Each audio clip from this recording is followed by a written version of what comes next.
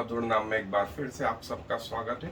और परमेश्वर की परफेक्टनेस, प्रभु यीशु मसीह की परफेक्टनेस, पवित्र आत्मा की परफेक्टनेस और कलीसिया में विश्वासियों की परफेक्टनेस, प्रभु के वचन की परफेक्टनेस, ये हम सब विषयों पर धीरे धीरे करके अध्ययन करते जा रहे हैं। और जो है आज का जो हमारा मुख्य विषय है वो है ट्रांसफॉर्मेशंस। और ट्रांसफॉर्मेशंस मतलब परिवर्तन, एक अंडे से फिर एक जो है लार्वा, फिर प्यूपा और फिर एक तितली का बनना। अंडे से तितली तक का जो ये स्टेज वाइज परिवर्तन है, ये ट्रांसफॉर्मेशन है। नंबर एक, दूसरा महत्वपूर्ण चीज जो आत्मिक रीति से हम देखना चाहते हैं वो है कि बुरी संगति अच्छे चरित्र को बिगाड़ देती है। बुरी संगति अच्छे चरित्र को बिगाड़ देती है, लेकिन इसका उल्टा भी है। अच्छी संगति बुरे व्यक्ति को सुधार देती है। अच्छी संगति बुरे व्यक्ति को सुधार देती है। ऐसा दो जगह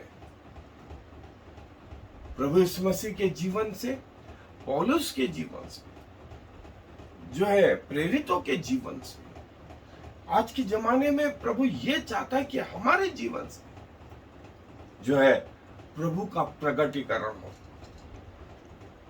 हम जो है दूसरों से सीखने के बजाय प्रभु को उनमें जो है ट्रांसफर करें, ट्रांसपोर्ट करें।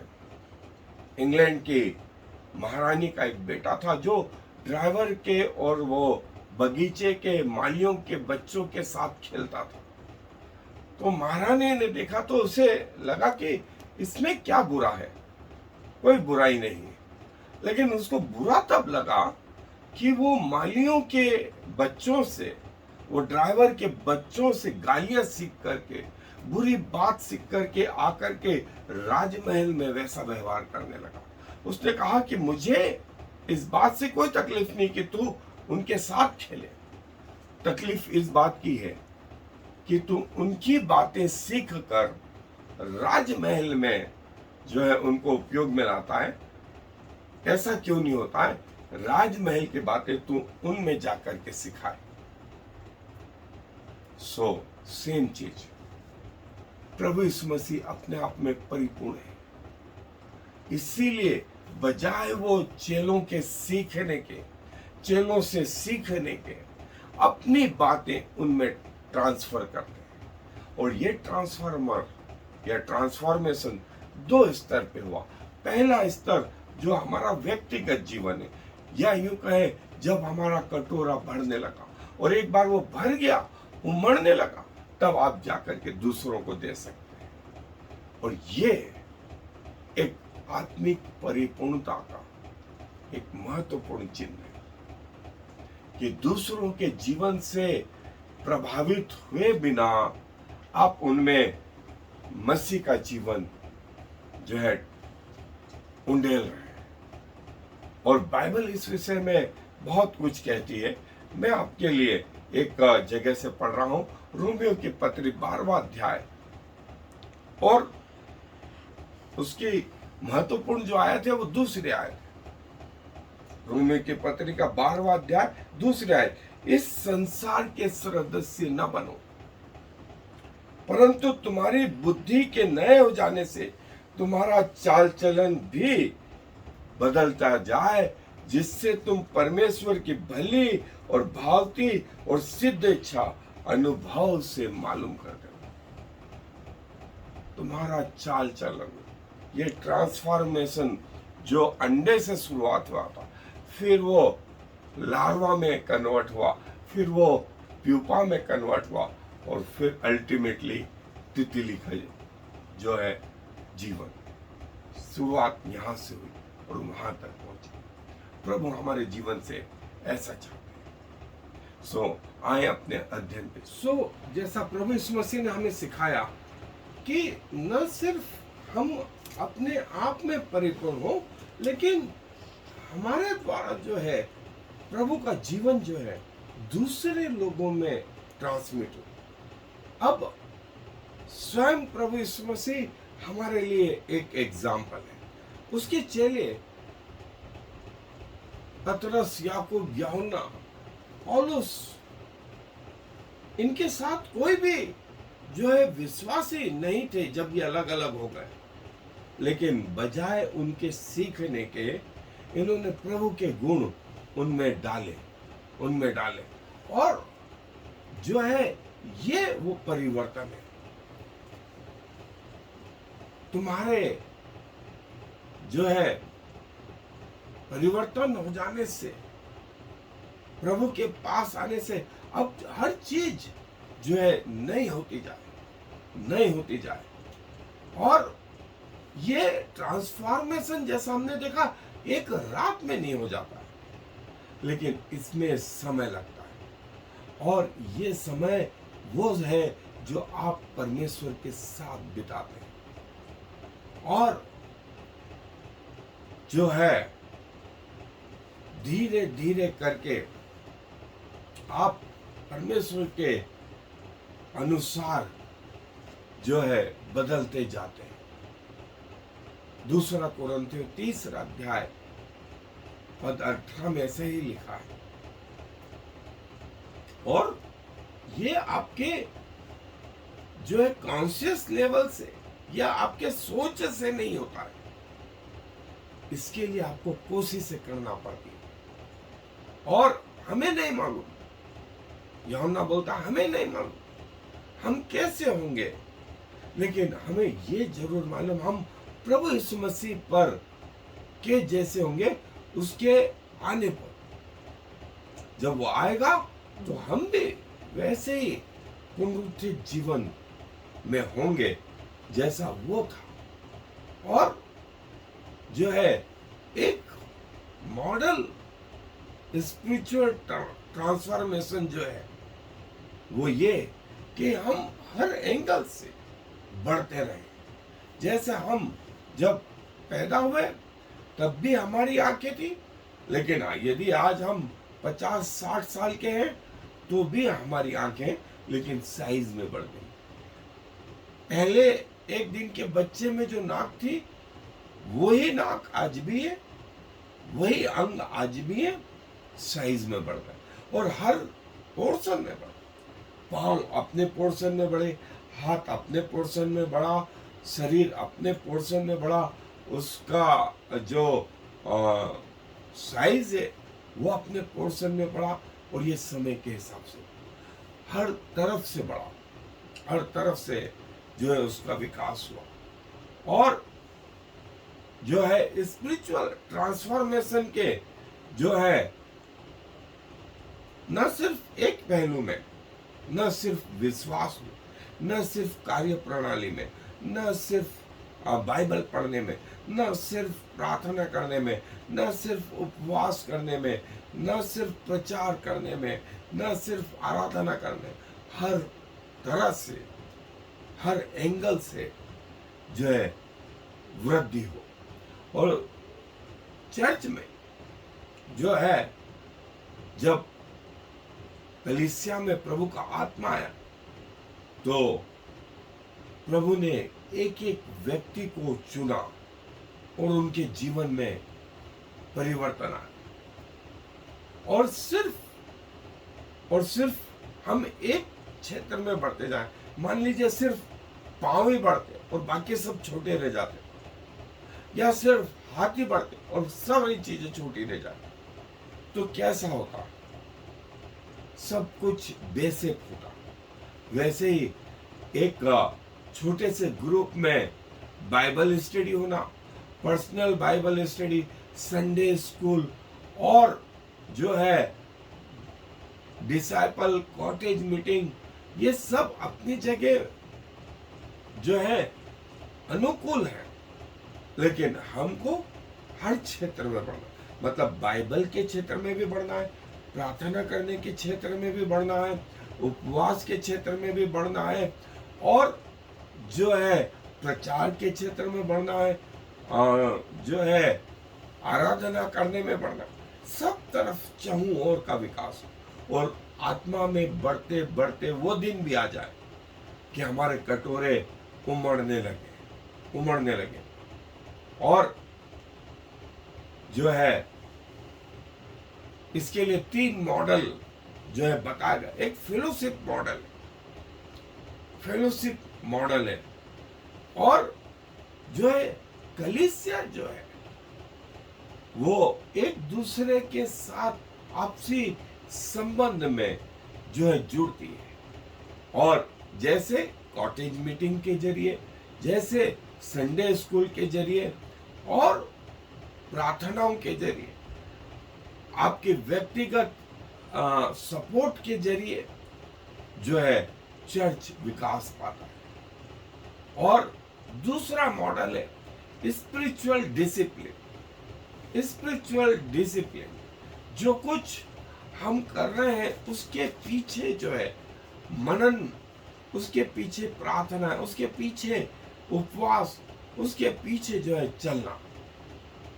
और जैसे हम प्रभु यीशु मसीह के अनुशासन को देखते हैं, आज्ञाकारिता को देखते हैं, हम आज्ञाकारिता के क्षेत्र में भी बढ़े, हम अनुशासन के क्षेत्र में भी बढ़े, हम पवित्रता के क्षेत्र में भी बढ़े, हम लोगों के सामने आदर्श रहे, हम जो है साइलेंस जीवन भी जीना सीखे, बोलना भी सीखे, और जो है धीरज वाला मन भी आए।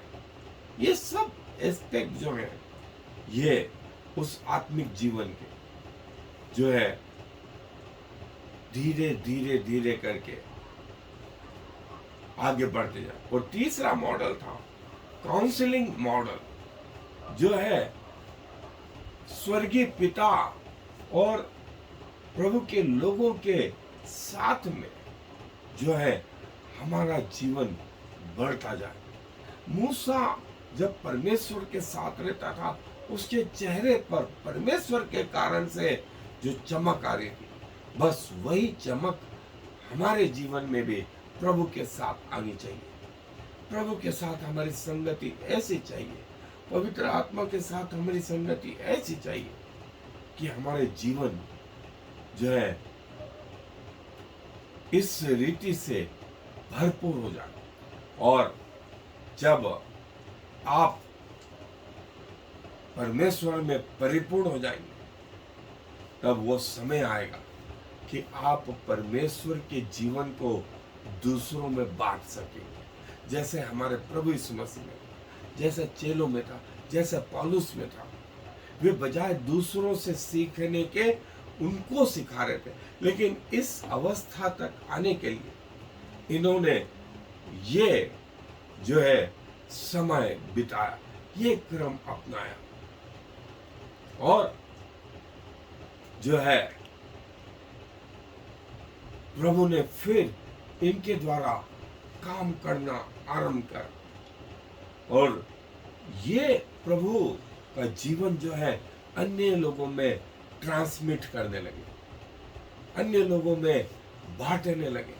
प्रभु का प्रेम, प्रभु के जो है कृपा, प्रभु की भलाई, प्रभु की नम्रता, ये सब जो है धीरे धीरे इनमें आ गई और उमड़ने लगी। और अब दूसरे लोग इनसे जो है फलवंत होते गए और प्रभु को जानने लगे।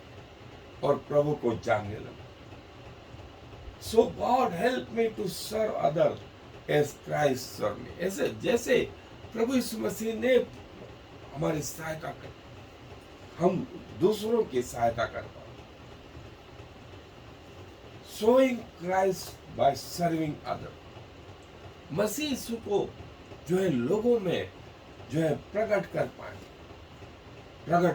उनके जीवन को प्रभावित कर पाए, आपके बोलने से, आपके देखने से, आपके सोचने से, आपके साथ रहने से, आपके मार्गों से, आपके हाथों से, आपके जीवनचर्याओं से उनको समझ में आ जाए कि ये व्यक्ति अकेला नहीं है, इसके साथ परमेश्वर जुड़ा है, इसके साथ परमेश्वर जुड़ा। जैसा मैंने तुमसे प्यार करा, तुम भी एक दूसरे से प्यार करो, तब लोग समझ जाएंगे कि तुम में परमेश्वर का प्रेम।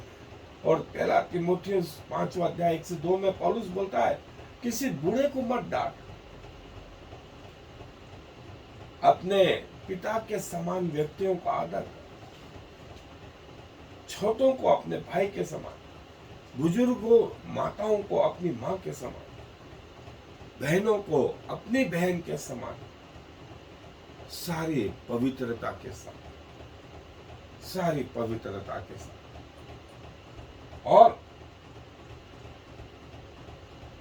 आपका जीवन लोगों में ट्रांसमिट होने पाए और प्रभु आपको इस योग्य बनाए कि आपके जीवन के द्वारा जो है अन्य व्यक्ति जो है प्रभु को जानने पाए।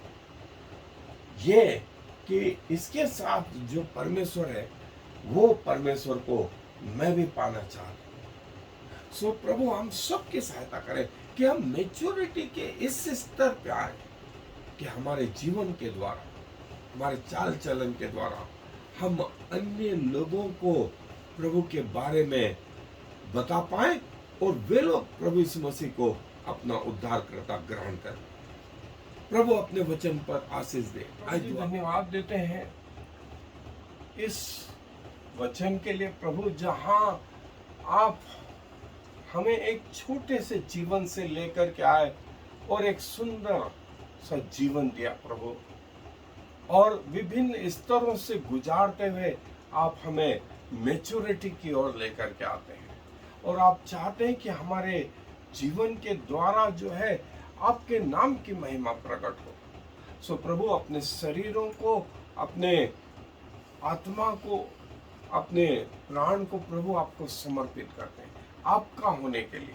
और जैसे आप पृथ्वी के जीवन में थे प्रभु, आप दूसरों से प्रभावित हुए बगैर अपने राज्य की बातें उनमें डालते थे। और प्रभु आप जो है उनसे सीखने के बजाय उनको परमेश्वर के राज्य की बात सिखाते थे। सो धन्यवाद देते हैं प्रभु, इस परिपूर्णता के लेवल पर हमें भी लेकर के आए कि हमारे हर एक्टिविटीज के द्वारा जो है लोगों में आपकी जो है बातें ट्रांसमिट हो सके, वे आपको जानने पाए, वे आपको ग्रहण करने पाए। धन्यवाद देते हैं प्रभु, आप हमारी प्रार्थनाओं को सुनते हैं, क्योंकि सारा आदर आपको देते हुए इस विनती को प्रभु इस मसीह के नाम से मांग लेते हैं। आमीन। और फिर Shema Yisrael Yahweh Eloheinu Yahweh Echad. Hear, O Israel, the Lord is our God, the Lord alone.